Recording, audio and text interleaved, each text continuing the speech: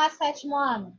Estamos aqui para mais uma videoaula, onde iremos revisar os conteúdos do primeiro bimestre. Na unidade 1 do nosso livro, vimos a Sociedade Medieval Europeia. A Idade Média é classificada em dois períodos, Alta Idade Média e Baixa Idade Média.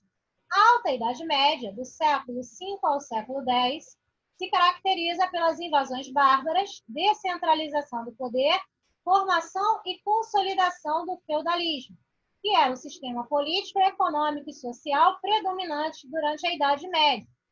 A Baixa Idade Média compreende os séculos XI ao XV e se caracteriza pela crise do sistema feudal, renascimento comercial e urbano, formação dos estados nacionais modernos, advento do sistema capitalista e expansão marítima europeia. A Alta Idade Média, então, é marcada pelo processo de formação e consolidação do feudalismo. O feudalismo é o sistema político, econômico e social predominante na Europa medieval. A base econômica do feudalismo era a agricultura. A riqueza era medida pela posse da terra. O poder político era descentralizado.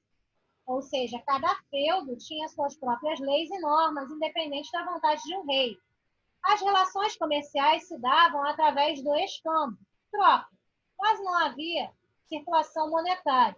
E a sociedade era hierarquizada, de modo que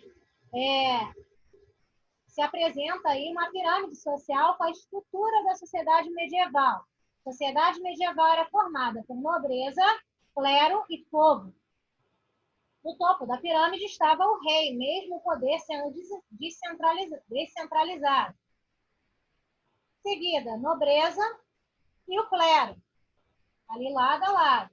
E, por fim, os servos.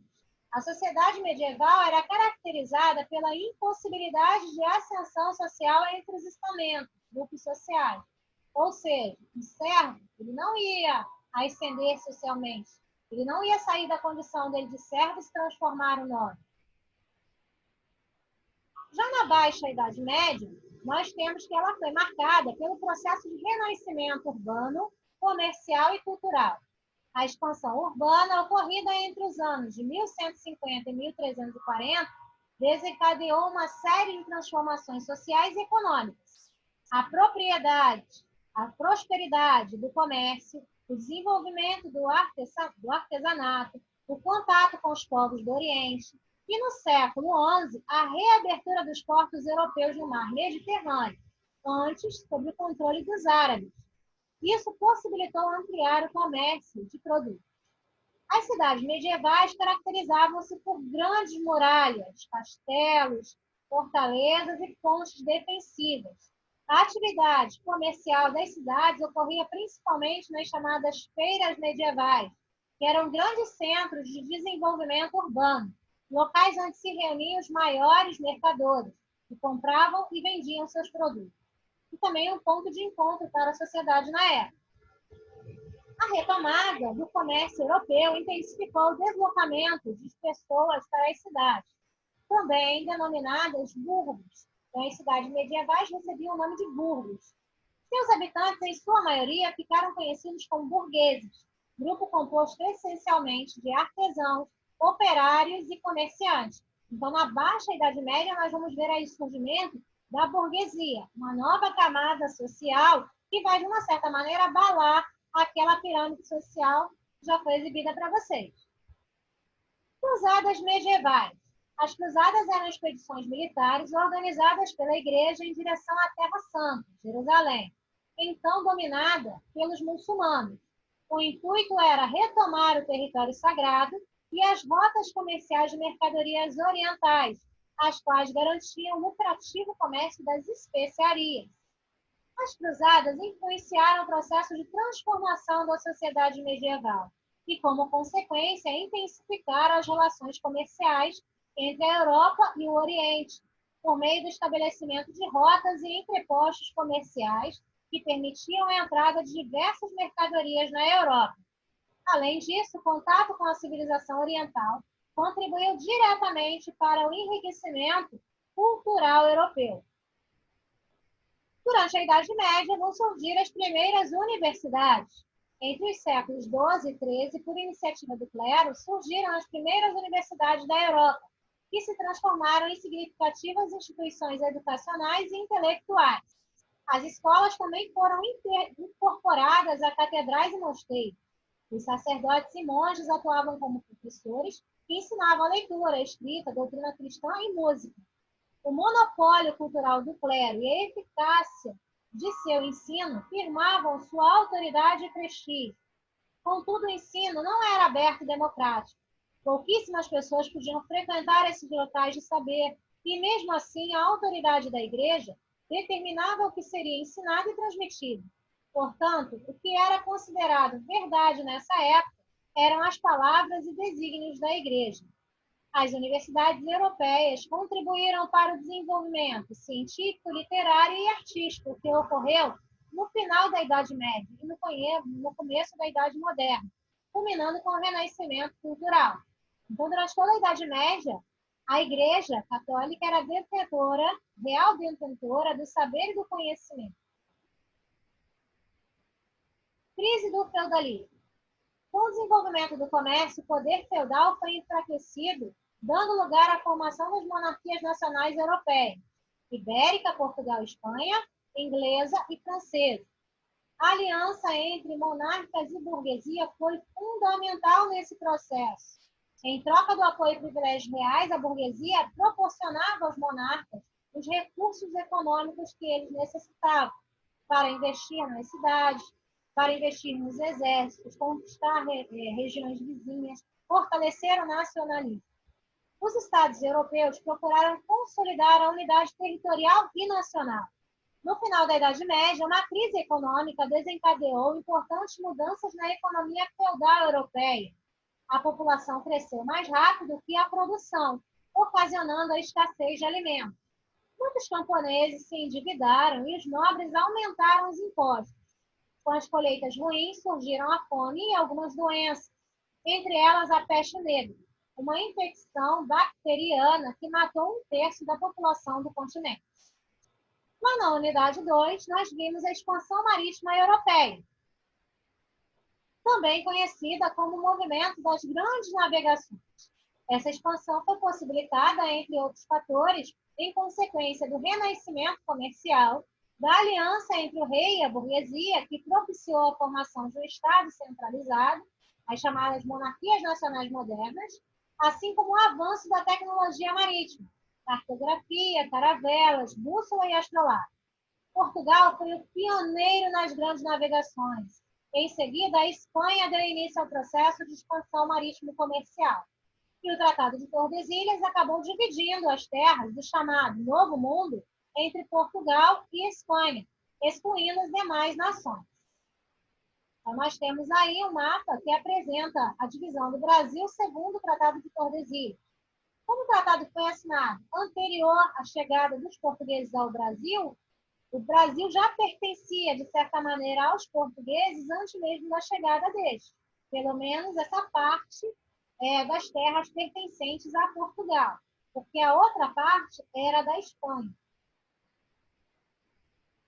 Divisão histórico-geográfica. Então, antes do empreendimento das grandes navegações da expansão marítima europeia, que se conhecia era o chamado Velho Mundo, Europa, África e Ásia. A partir do momento que houve as grandes navegações e os chamados descobrimentos, que na realidade são os processos de conquista das Américas, encontrou-se um novo mundo, o continente americano. Na unidade 3, nós compreendemos um pouco sobre as civilizações da América, os chamados povos pré-colombianos, porque já habitavam o continente americano antes da chegada de Cristóvão Colombo. Antes da chegada dos europeus, nosso continente era habitado por povos nativos, os chamados povos originários, que foram erroneamente nomeados de índios, porque Cristóvão Colombo acreditava ter chegado às Índias, e não a um novo continente. Entre as principais civilizações pré-colombianas estão os maias, os astecas e incas. A Mesoamérica era o território habitado por maias e astecas, e a América Andina foi habitada pelos incas. Então, nós temos aí a América pré-colombiana e destacado nesse mapa o local em qual os astecas, maias e incas se estabeleceram no continente americano. Na unidade 4, nós entendemos um pouco sobre as sociedades africanas. Entendemos a África como berço da humanidade, revisando lá o que aprendemos no 6º ano. Tá? Os seres humanos mais antigos, os fósseis humanos mais antigos de que se tem notícia, foram encontrados no continente africano.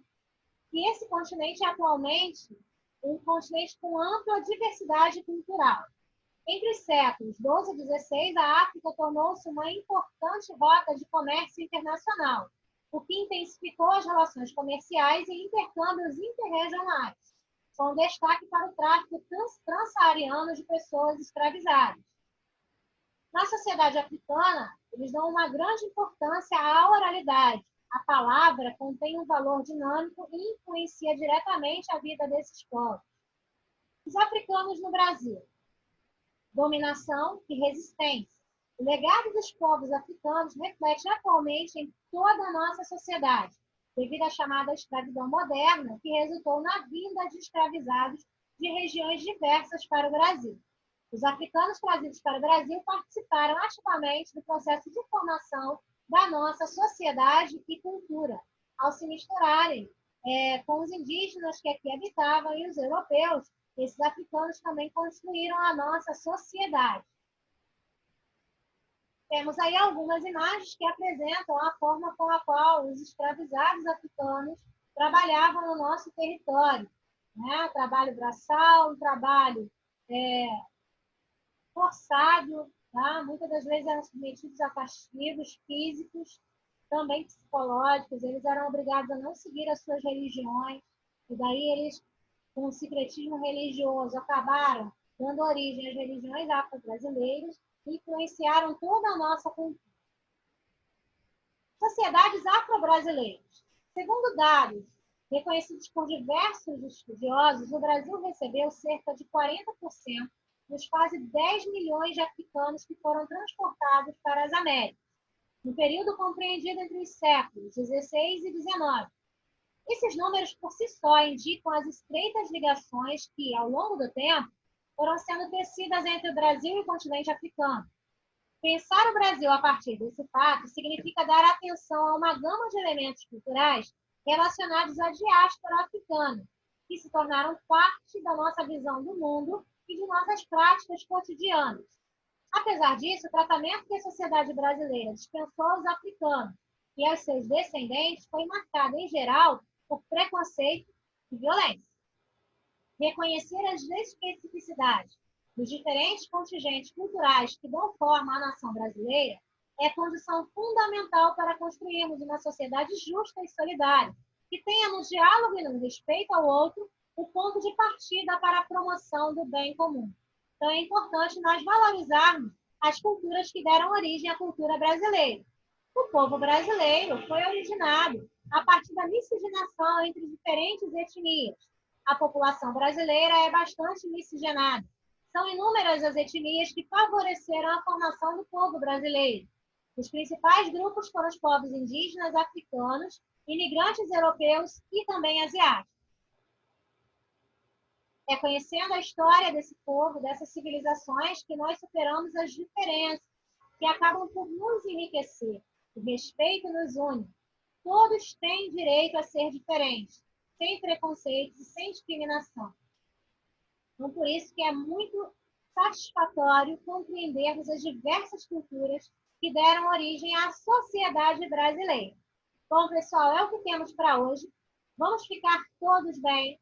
Fiquem em casa, cuidem-se. Na nossa próxima videoaula, daremos início ao estudo do 2º bimestre. Foi um prazer estar com vocês. Tchau!